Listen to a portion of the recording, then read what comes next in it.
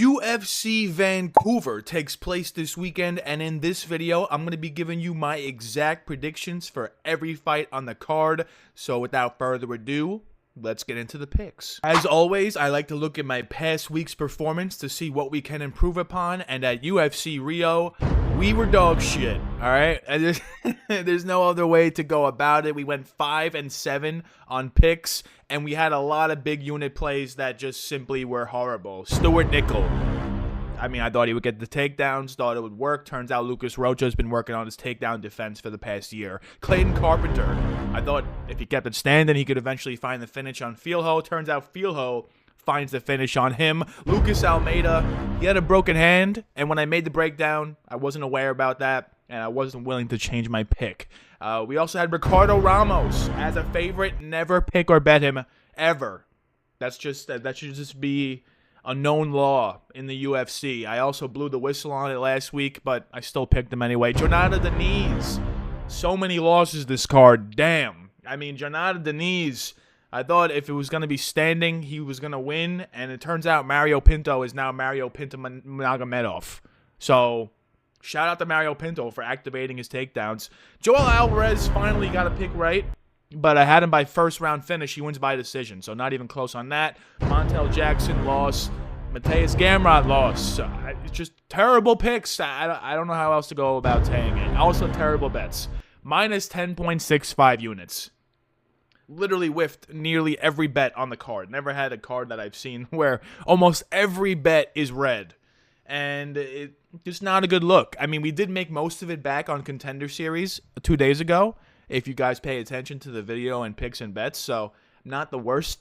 But, you know, we got to make up for this. We're trying to get to the profit zone. Let's do it this week in Vancouver. Before we continue, I just want to say shout out to all of you guys getting the channel to nearly 1,400 subscribers. I am very proud about that. And also for Twitter, it's just going up. So I appreciate all the support. I will continue to make posts. I will continue to give knowledge where I can. And for this week, let's get into the picks. First fight of the card is Melissa Croden taking on Tainara Lisboa. Melissa Croden is making her UFC debut, and it just so happens that she's fighting bottom of the barrel Tainara Lisboa. If you were to pick Tainara Lisboa, it would be because she has the UFC experience edge. She's a women's underdog, and, you know, women's fights, there's not a lot of finishes, so usually taking the underdog isn't a bad idea because it's going to go to the scorecards at a high clip, and at that point, it's in the judge's hands.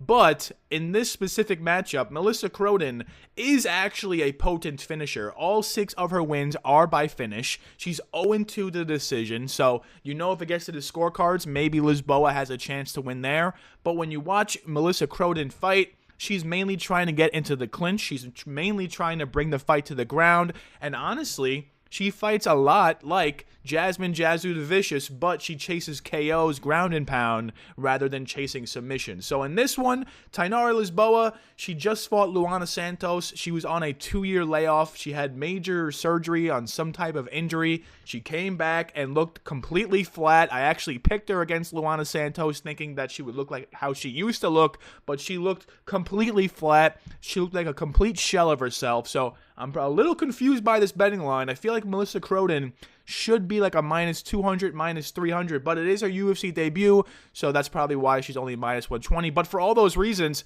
I'm going with Melissa Croden to actually find the finish. I'm saying round 3 KO. I think the first couple rounds will be a kind of tit-for-tat feeling out process. I think that the end of round 2, Melissa Croden will land some type of elbow or knee to the body that hurts Lisboa, and then in round 3, Melissa Croden, I think, will have the takedown success and just ground and pound elbow her way to a finish. So, Melissa Croden, pretty confident pick, honestly. Not a lot on this card to be confident about. I like Melissa Croden. Next fight on the card is Azamat Bekoev taking on Yousri Belgaroui. When you first see this matchup, your first instinct has to be to pick and take Azamat Bekoev to win by knockout. All right, Azamat Bekoev, he's a muscle hamster. He's won by knockout in both of his UFC fights so far. But I actually had 10 units on Zach Reese against Azamat Bekoev. Listen, when you make a bad bet, you got to own it. So I had 10 units on Zach Reese against Bekoev. I thought Bekoev was kind of fraudulent. Turns out Bekoev goes out there, slams him to the mat, ground and pound TKOs him. Is that a good win? I don't know. And then he goes out there against Ryan Loder, who we know can't strike, and just dust him on the feet. So now he's going up against someone in Yousri who can actually strike. He's a former Glory kickboxer, has a win against Alex Pereira there. He has a kickboxing base, and when you watch this guy fight, he's a pretty good striker. What I think is going to happen in this fight, which is, I think, a sheep take at this point, I think Azamat can land something big on the feet. I think Yousri fights with tall man defense, and he leaves his head there to get shinned, so I don't like that. And I think Azamat can even mix in takedowns. I think that's his true path to victory, is mixing in the takedowns, landing the ground and pound, maybe even finding a sub on Yousri, considering Yousri is a kickboxer and, you know, hasn't really been fighting MMA for an extremely long period of time. His ground game is going to be the hole in his game. So if Azamat takes the path to least resistance, he should get the takedown, and he will either find a sub there or he will find a ground and pound. I am concerned Yousri, 5-inch height advantage, 7-inch reach advantage, and if it stays standing, Azamat might just get picked apart at range. Yousri also loves throwing eye pokes, so maybe he compromises Azamat early with the eye poke and Yousri gets a late finish. I can see those things. If Azamat doesn't shoot takedowns, he might be in trouble. But I'm still going with Azamat Bekoev to win this by KO. I think regardless, he will get the fight to the ground. And even if he doesn't, I think he is live for a KO on the feet. He's got big power there. So Azamat, minus 270 favorite. I'm not going against him while he's riding this high streak.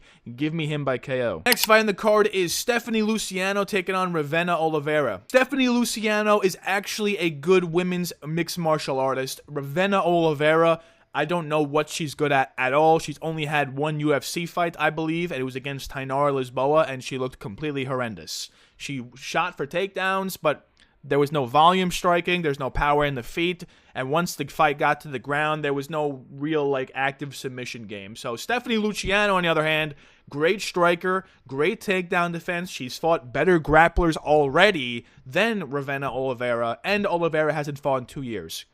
This is one of the simplest breakdowns I've ever made. Give me Stephanie Luciano to win this by decision. Would not be surprised to see a KO finish, honestly. She's that good of a striker where I think against someone who hasn't fought in 2 years, maybe sprinkle the KO prop. I mean, it happened last week with Plastry. She was plus 800 for the KO, but she was minus 500 on the money line, and she hit by KO. So Luciano here, minus 300 on the money line. She's going to be the way better striker. I wouldn't be shocked to see a KO, so maybe sprinkle that as well. Next fight on the card is Kyle Prepolec taking on Drew Dober. The only reason that you would possibly take Kyle Prepolec in this matchup, well, there are two reasons. Number one, he's fighting in his hometown in Canada, so maybe the hometown crowd can get behind him.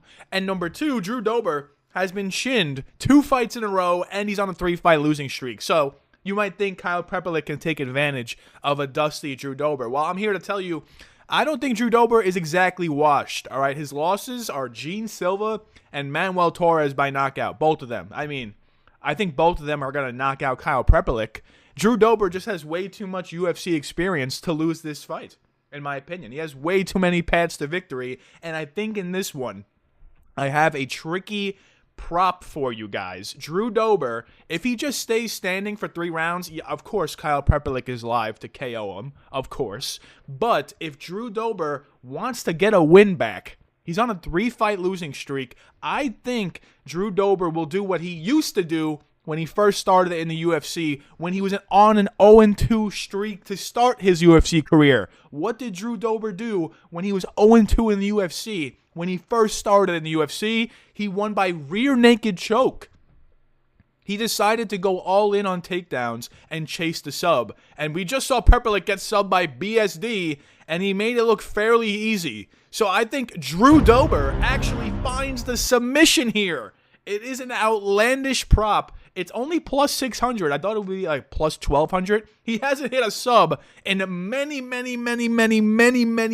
fights. But considering he's 0-3 in his last 3, needs a win desperately, and the UFC is giving him a layup matchup where if he shoots takedowns, it's a free win, I think he'll do it. So Drew Dober by sub. Hot take. Let's get it. Next fight on the card is Danny Barlow taking on Djorden Santos. Djorden Santos, he has no power in the feet. Djorden Santos doesn't really shoot takedowns. And Djorden Santos is a good volume striker, but he takes 2 to give 1. So in this matchup, I'm not really sure how you can possibly pick the underdog to Jourdain Santos. I understand Danny Barlow is big-time fade material at this very moment in time. He got starched by Sam Patterson, who I think is way better than the Jourdain Santos. He brought Nikolai Veretnikov to a very, very close decision, which in hindsight looks horrendous. And he also knocked out Josh Quinlan, who we know was not good. So at this point, Danny Barlow's UFC resume is very fraudulent. But they're giving him to Jourdain Santos. He's one of the worst fighters in the UFC rostered at this current moment. The only reason he got hired from Contender Series is because he does a lot of funny movements. He's like, he gets the crowd involved. He's not that good. He's 10-2, but he's not that good. I'm not sure what he actually excels at. If he mixes in takedowns, maybe he has a path.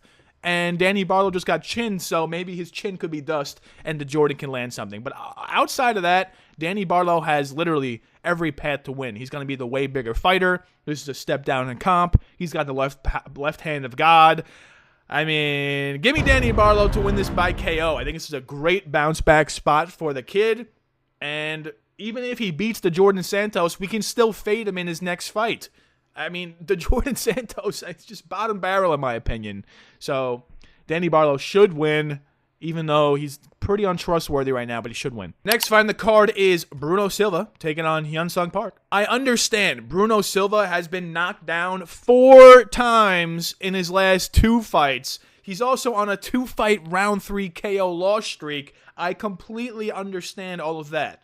But those fights were against Joshua Van, who's fighting for the title in December, and Manel Kape, who is currently ranked 7, who's basically 1 fight away from the title fight. Is Hyun Park striking on the same level as Manel Kape and Josh Van? I tend to think no. So, if this stays standing, Bruno Silva, prior to that 2-fight losing streak, was on a 4-fight finish streak. Finishing people in the flyweight division, finishing wrestlers, including Cody Djorden. So, if Hyun Park just keeps this standing, they're going to have very similar reaches, and Bruno Silva is going to have way more power. Hyun Park is also coming off his first career loss against Tatsuro Taira, where he looked completely not good at all. He couldn't get the striking going, his takedown defense was poor. So, Bruno Silva, if he keeps this standing, I think he's going to land with more power. I think it's going to be similar volume on the feet, and I think Bruno Silva can even mix in takedowns of his own if he needs to go there, which I don't think he will. Hyun Park, his path to victory is to mix in takedowns, and we've seen Bruno Silva fight those type of fighters before, and it's kind of 50-50. Tainara Bekoev made easy work of him, but Cody Djorden got starched. So who is Hyun Park? That's really what this matchup is about. Is he actually good? Because if he is, he will probably finish Bruno Silva. But if Hyun Park is one of those middling flyweights that will just stick around, Bruno Silva will probably find the finish. And honestly speaking, I think Bruno Silva will. So Bruno Silva is my pick. As the underdog, I'm not going to pick him to win by decision. This guy's a potent finisher, not really a good decision winner. So I think Bruno Silva comes out firing, lands something big early, and then immediately starts shooting for takedowns the rest of the fight. So I think he can win by decision. I think that is possible. But I think the takedowns will eventually work to the point where he can get the back of Hyun Park and find the sub. I mean, he's been knocked down 4 times in 2 fights. I think he's going to go out there a little more takedown mindseted. So, Bruno Silva, I think he's a pretty good underdog this week. Let's get him. Next fight in the card is Charles Jourdain taking on Davey Grant. Davey Grant is the king of the unk performance. Whenever he gets put up against someone that's middling in the bantamweight division, he seems to always win or lose by split decision. So, those fights he should have won as well, like Daniel Marcos, Adrian Yanez. I think he won those fights, but the problem with Davey Grant is he just, that's how he fights. He just keeps fights too close because he doesn't throw at big power. He doesn't really mix in takedowns that much, and his volume is often matched by his opponent. So in this one, Charles Jourdain, is he going to have the power to clip Davey Grant? I actually think at bantamweight, the answer is no. Is he going to have the volume to out-volume Davey Grant? At bantamweight, I think the answer actually is also no. I think Charles Jourdain's main path here is going to try to bring this fight to the mat, but he doesn't really shoot offensive takedowns as much as you'd think for someone with multiple submission wins. So if this stays standing, I think Davey Grant can edge out the striking. And if this somehow hits the mat, yes, that is Charles Jourdain's region to win. But he doesn't really shoot takedowns like you'd expect him to. And Charles Jourdain, honestly, looks very, very small for bantamweight. Davey Grant is a natural bantamweight. Charles Jourdain is moving down. He did just beat Victor Henry at bantamweight, but he didn't look good prior to the finish. So Davey Grant, underdog yet again. This guy cashes always as an underdog, and he's getting someone that probably will not be able to flatline him on the feet. So give me Davey Grant to win by decision, another underdog pick. Back-to-back underdogs have been selected here, and I think he's going to win by decision. Of course, I would not be surprised if Davey Grant loses another split because the fight is so close, but you just can't pick against Davey Grant when you're getting dog odds. I mean, I did pick against him last fight against him on Blackshear, and he won as a plus 300, so maybe now I'm chasing his dog value, and I feel like I missed the boat, but still think he wins. Next fight on the card is Kyle Nelson taking on Matt Frevola. This fight is basically guaranteed chaos, all right? Matt Frevola has 5 KO fights in a row. I specified fights because it's not wins. He's either getting KO'd 5 fights in a row, or he's finding the KO himself. As for Kyle Nelson, he has 2 round 1 KO fights in a row, coming off a round 1 KO loss to Steve Garcia, and then he also knocked out, I believe, it was either Bill Algeo or Tim Means in round 1 as well. I get them confused. So these guys are going to go out there, and they're going to start firing shots at each other. I mean, they're just potent finishers, both of them. The line is very close because all the outlier information kind of matches. They throw with similar volume. They throw with similar power. And they both mix in takedowns at a very even clip. They both also are very similar in height and reach. And they're both kind of quote-unquote journeyman UFC fighters. I mean, multiple UFC losses, multiple UFC wins. This is a mirror matchup if I've ever seen one. And then if you're going to give me a mirror matchup, and Matt Frevola low-key has pretty bad takedown defense, and Kyle Nelson mixes in takedowns as well, that could be another path for Kyle Nelson to win. I think Kyle Nelson, and he's also fighting in his hometown, I'm not taking Kyle Nelson by round 1 KO. I mean, I think they meet in the middle. And whenever I've seen Kyle Nelson meet in the middle with someone, he usually wins by KO. When he does lose by KO, it's because it's a war of attrition. He mixes in the grappling, it doesn't work, then he's tired, he gets KO'd. But fresh and early, I think Kyle Nelson is more likely to land the KO blow. So you're giving me plus money? I'll take it. Next fight on the card is Cody Gibson taking on Aoriqileng. Cody Gibson's going to be the way bigger fighter. He can mix in the takedowns. He's the way better striking defense. And his only UFC losses are actually against pretty decent level of competition. As for Aoriqileng, he will throw with more volume. He can also mix in takedowns. He will have more power in his hands. And he's going to be the younger fighter. So, for all those reasons, it doesn't really sound convincing. I'm going with Cody Gibson to win this by decision. I just think if he were to lose this one, it would be a pretty embarrassing loss on his resume. Aoriqileng would definitely be the worst fighter he will have lost to up until this point. I think Cody Gibson can just mix in takedowns and just win a volume-based decision. Just don't get clipped by Aoriqileng. That is his path to victory. To avoid the big shot, just constantly be moving on the feet, and you should win. And I think it's pretty straightforward, honestly. I don't know why he opened as an underdog. He's the way bigger fighter, and he's going to have better striking. Need I say more? It's just not a high-level fight. I don't want to break this down for too long, but Cody Gibson by decision. Next fight on the card is Manon Fiorot taking on Jasmine Jasudavicius. I think you would be an absolute sheep if you took Jasmine Jasudavicius in this matchup. This is straight up striker in Manon versus grappler in Jasmine. And we've seen Manon fight better grapplers than Jasmine and win and look pretty good against them.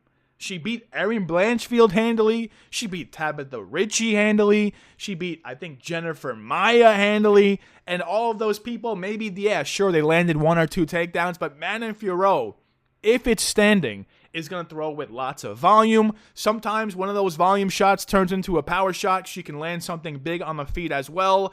Jasmine, I think, is in trouble. I think she's actually in trouble in this fight. She was getting pieced up by Andrade before she got the Hail Mary takedown and found the sub. So if this is standing, Jasmine's cooked. She lost to Tracy Cortez in a striking match. She lost to Natalia Silva in a striking match. And I think Manon Fiorot, low-key, her striking might be better than both of those fighters. So for all those reasons, I think Manon Fiorot could find the KO if it gets to that point. Maybe a round 3 KO sprinkle for Manon Fiorot. But I am going to be taking her to win by decision. Manon Fiorot by decision. One of my most confident takes on the entire card. I know Jasmine is fighting in Canada. She's fighting alongside her friend slash boyfriend. I don't know. Mike Malott. I don't know what he is to her. But they train together and they look cute together. But I'm going with Manon Fiorot. I think she's just a way better fighter. Next fight on the card is Marlon Vera taking on Aiemann Zahabi. Once again, another mirror matchup. We got two strikers that throw with power and somewhat volume. If this is going to stay standing for 3 rounds, Aiemann Zahabi should win all day. He's just a better striker. He throws with power, and he throws way more volume. Marlon Vera throws with more power, but less volume. So you basically have to ask yourself, who do you trust more to win this fight? Marlon Vera, 23-10, or Aiemann Zahabi, 13-2. Marlon Vera, 5-10 to the decision. When it gets to the scorecards, the judges don't really like him that much. He needs to land something big to win this fight. And Aiemann Zahabi has been fighting very defensively sound lately. I think he did get knocked down by Jose Aldo. But other than that, he even won against Jose Aldo in that fight. Other than that, he's been very good on the feet. So he's fighting yet another striker, someone that's not going to threaten a takedown. I think this is going to be easy work for Aiemann Zahabi. So give me Aiemann Zahabi to win this by decision. I just think he throws with more volume. He's on a multiple fight win streak. He's way better at winning minutes, way better at winning decisions. Marlon Vera is basically KO or bust in this matchup, and I sincerely doubt he'll find the KO on Aiemann Zahabi. So give me Aiemann Zahabi to win by decision. Next fight on the card is Kevin Holland taking on Mike Malott. I have gone back and forth on this fight for about 3 days straight now. I've been talking to people on Twitter. I've been talking to people on Discord. I've analyzed them myself over and over again. I've consulted Fins Jr. This is a very hard fight to predict. I'll say why. Kevin Holland at welterweight is different. Straight up. He actually takes his career seriously when he's fighting at welterweight. If he did not fight Daniel Rodriguez, I think Kevin Holland would be like a -200 in this matchup. But the fact that he looked completely washed and got knocked down twice by Daniel Rodriguez, of all people, is having me very concerned for a matchup against Mike Malott. But if you look at Mike Malott, how does he win this fight? He would have to most likely mix in takedowns and grappling. And when we've seen Mike Malott mix in takedowns and grappling, especially early, his cardio falls off a cliff, and it falls off a cliff badly. So, Kevin Holland, having just defeated Gunnar Nelson and not getting subbed, I mean, I think that's a pretty similar matchup to Mike Malott, in my opinion. I know that's kind of disrespectful to Mike Malott, but... And he also has power in the feet, Mike Malott. But Mike Malott is also fighting at an 8-inch reach disadvantage. How is he supposed to strike with Kevin Holland? How is he supposed to enter the pocket? I mean, if Kevin Holland is actually taking it seriously this time around, Mike Malott is going to struggle very hard on the feet. And if Mike Malott is struggling on the feet and decides to go all in on takedowns and his cardio falls off a cliff, Kevin Holland is going to have all the paths to victory. At first, I did have Mike Malott picked to win by sub. But the more I think about it, I'm like, Mike Malott by sub? How does he do that? Kevin Holland was not getting subbed. I mean, RDR subbed him, but is Mike Malott on the level of RDR? No. This would be Mike Malott's biggest win on his resume so far, yes. And this is kind of a step down in comp for Kevin Holland. He's been fighting like top 15-ish ranked guys, like multiple fights in a row. So, big step up for Mike Malott. Kevin Holland, 8-inch reach advantage, and Mike Malott's path to victory is grappling, but whenever he's done that, he's gassed out. So, it kind of sounds like I'm taking Kevin Holland. Oh, God. How? How am I doing this? Why am I doing this? I mean, Kevin Holland was -500 against D-Rod. Now he's -105, and people don't want to pick or bet him? I mean, he has all the outlier advantages. And Mike Malott is not really truly tested. This is his biggest step up in comp. He's going to need to get takedowns. And he also has 16% takedown defense of his own, so Kevin Holland could even get takedowns. Tough fight to predict, but I'm going with Kevin Holland. In the main event, Reinier de Ridder taking on Brendan Allen. Reinier de Ridder, he probably should lose this fight. Brendan Allen is going to have a very live chance to win in rounds 1 and rounds 2. He's going to be the way better striker. It just is what it is. He's going to have more power in the feet, and he's going to be live to finish Reinier de Ridder on the feet. Reinier de Ridder is very chinny. He leaves his head up there to get chinned. He hasn't been truly like knocked out yet, but he has been knocked down. And if Brendan Allen chases him to the ground, Reinier de Ridder is not going to have like the sneaky submission upside off his back like he's had against previous fighters if Brendan Allen goes to the ground with him. Brendan Allen, if he's on top, he's going to land the ground and pound. He's going to be winning this fight if he's on top. My main concern, though, with Brendan Allen is if he does not find the finish in the first 2 rounds. He's not winning a decision against Reinier de Ridder. Reinier de Ridder's whole game plan is to matriculate your energy down to a level where you can't fight back anymore. He's going to clinch you. He's going to knee you in the body. He's going to knee you in the head. He's going to throw elbows in the clinch. He's going to shoot for takedowns. He's going to make you work. And Brendan Allen just lost to Fluffy Hernandez, who's very similar to RDR. He'll make you work. And he lost to Nasruddin Imavov, who's very similar to RDR as well. He'll make you work. So in this one, Brendan Allen, very tempted to take him. A lot of outlier advantages.